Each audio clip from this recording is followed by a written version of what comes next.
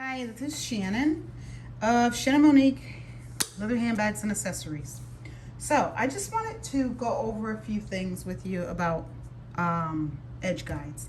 Someone asked the question in one of the groups, and I showed them that I told them that I would show them mine. Okay, this right here is the plate that goes over my bobbin. Now, a lot of times you'll see these little screw holes, okay, on these plates. Well, that's so you can put different types of attachments. And I found that these screw holes and stuff like that are they're basically universal. Okay, there are different sizes. This right here is a seam guide. And you can see you have your straight here, you have your corners here. Okay, so what would happen is you would put this here with a screw. Let's see if that's the right screw hole there.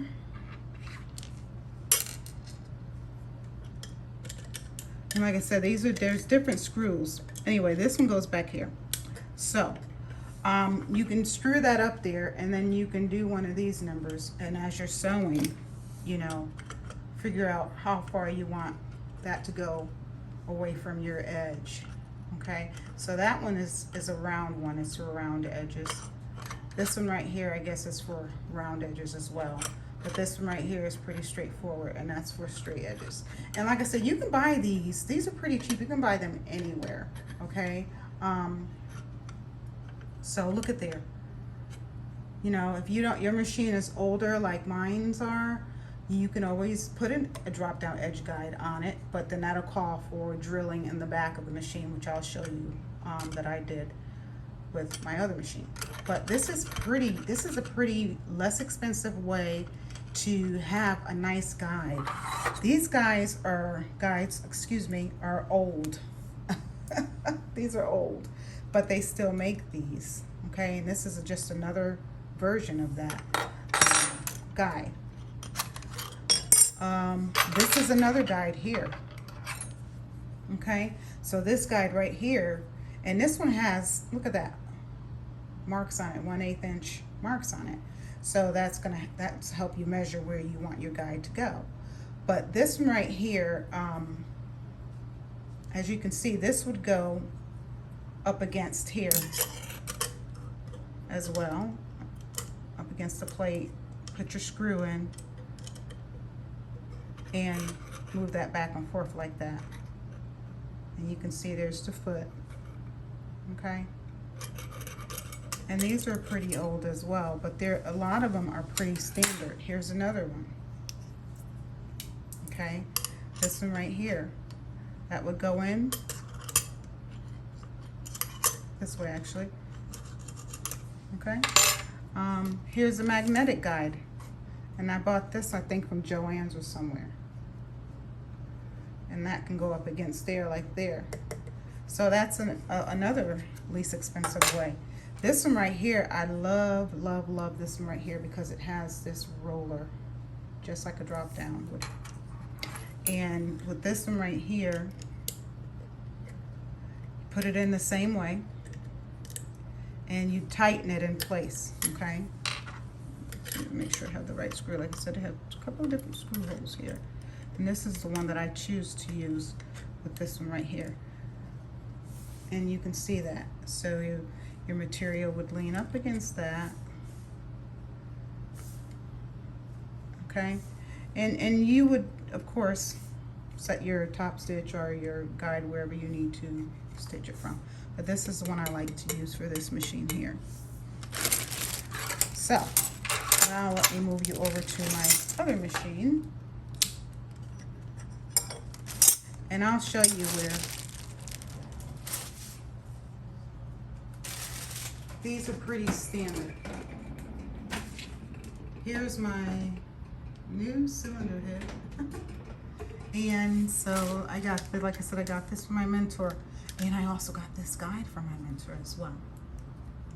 So on this plate right here, you can see that I have this screwed in there, and I have it screwed in so that I can do the last stitch I did was a 1/8 inch top stitch.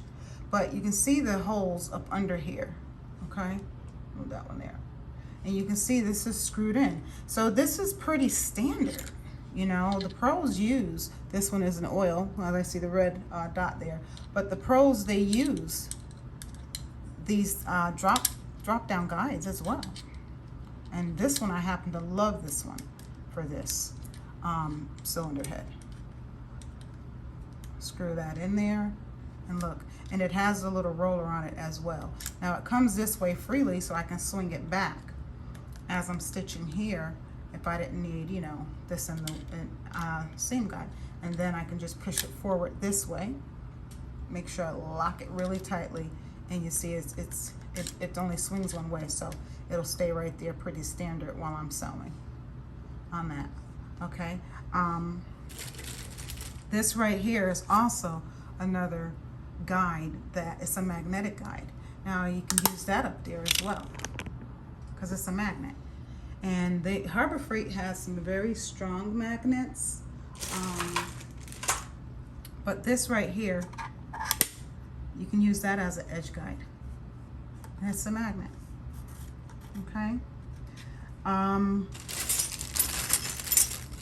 thinking this will probably fit up here as well, because like I said, it has those standard holes. Okay.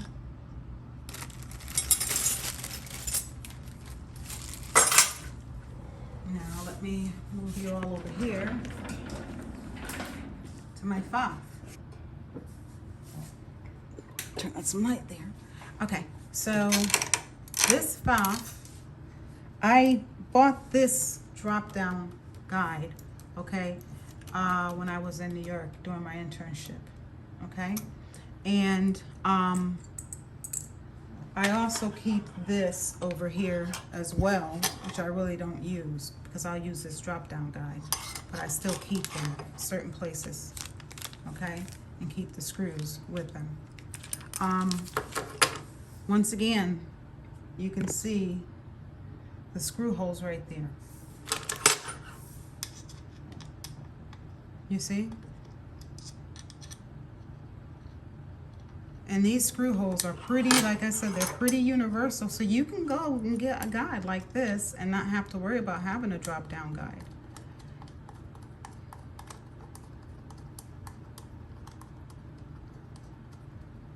Look at that. You don't have to have a drop down guide if you don't want to. And this is pretty, you know, let me move back a little. This is pretty less expensive.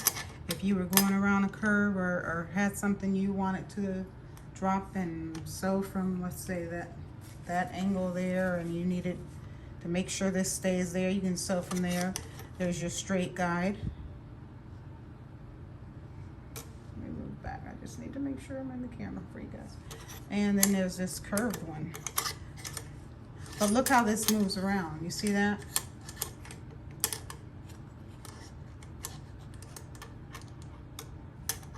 So that's, you know, this is nice. This is my older FOF, and I had to drill into that cast iron. Of course, I had to make sure there was nothing behind there that I was drilling into extra. This is nice. However, you don't need to have that. Okay, and this is another magnetic guide. But these are pretty, these will more than likely fit in your sewing machine plates. And like I said, a lot of the older sewing machines have those. I hope this was a helpful video, and I will be seeing you all soon. Later.